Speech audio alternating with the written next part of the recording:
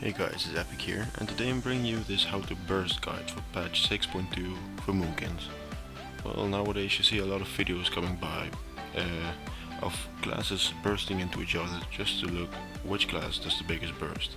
And to be honest, the burst of Moonkins is quite good. But if I'm playing in arenas or duels or whatever, I see a lot of Moonkins who don't know how to burst or what rotation is. They just spam everything, and that's it. And yeah, that made me want to do this video, and I want to help you guys out to do the best rotation to get the biggest burst and the biggest damage in a couple of seconds.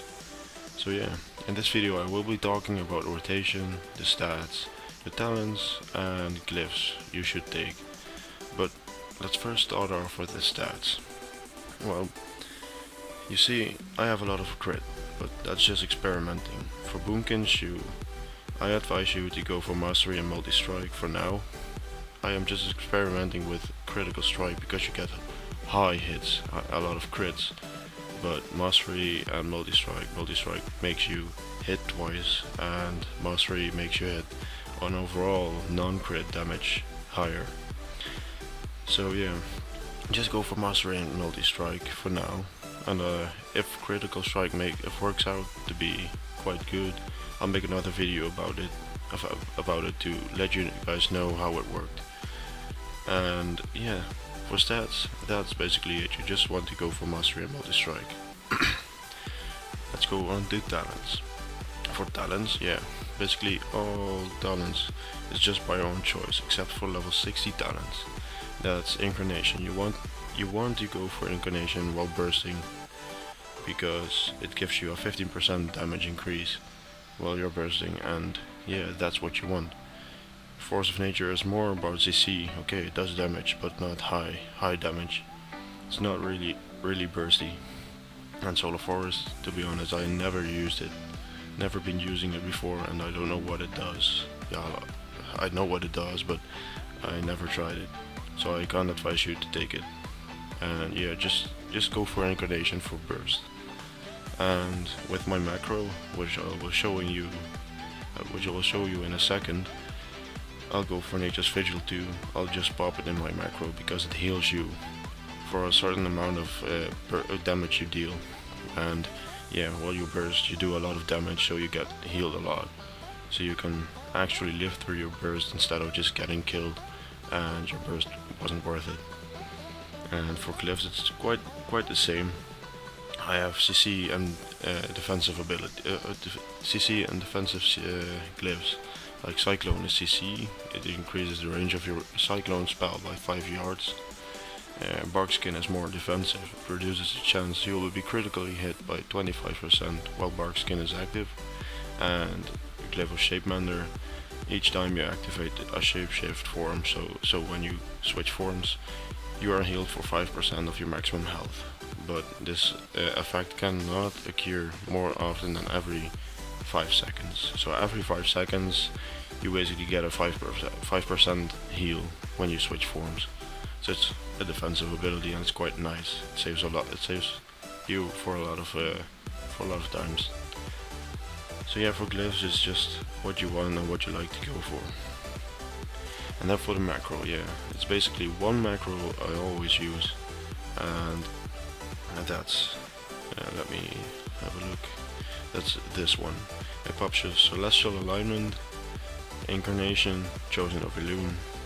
Yeah, it's just an Incarnation, and Nature's Vigil. But it also uses a trinket, which I have a proc trinket. A proc trinket, I guess you guys know what it is. It procs every now and then with your damage. And if you use an unused trinket, you just choose. This is slot 13 and this is slot 14. So when you have a macro, it depends on which slot you have it on. You just put it here, use 13 or slot 14. It depends on which slot you use for your trinket. So it pops your trinket and all at once. And you will see the use of this macro in the clips coming in a few seconds. So yeah, yeah, let's go on to the clips, and after that I will tell you about the rotation you have to do, the rotation, the burst rotation. So see you in a bit.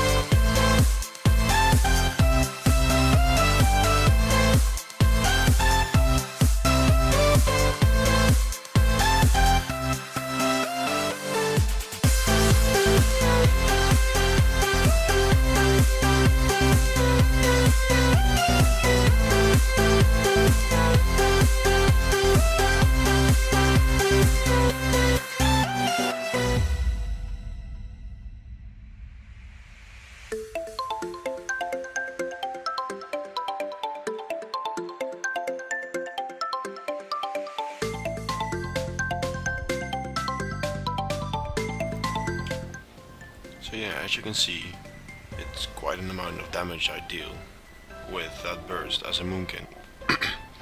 So yeah, this is what I just wanted to show you guys. I'm just now going to explain why and what I do during that burst and what you have to do to actually make it work. So let's start. With every clip you see me starting with that Moonfire, and that is just to get my trinket procced.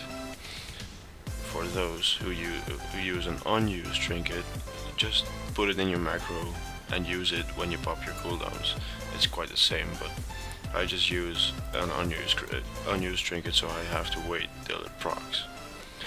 But then I go for my cooldowns, of course, and that's just yeah, normal.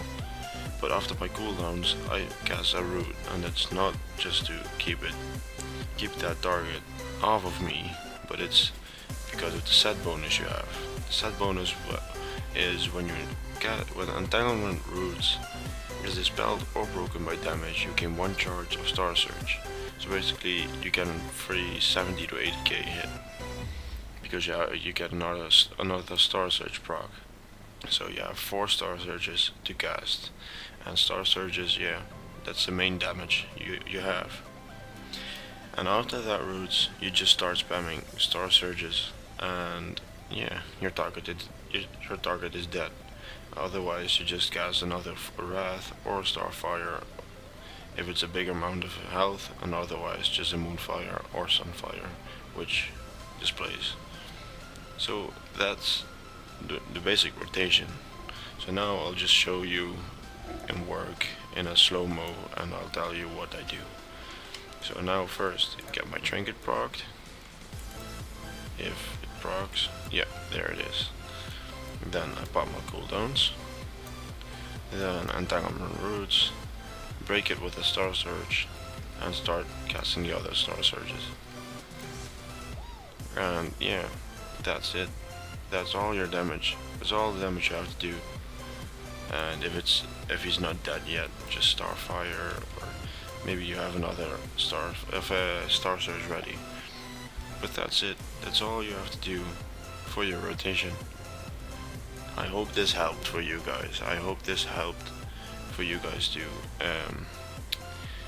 do your burst, and you just practice it in arenas too, because it's pretty hard to set it up in arenas, and I hope it will work. So good luck, and I hope this helped. See you next time. Peace out.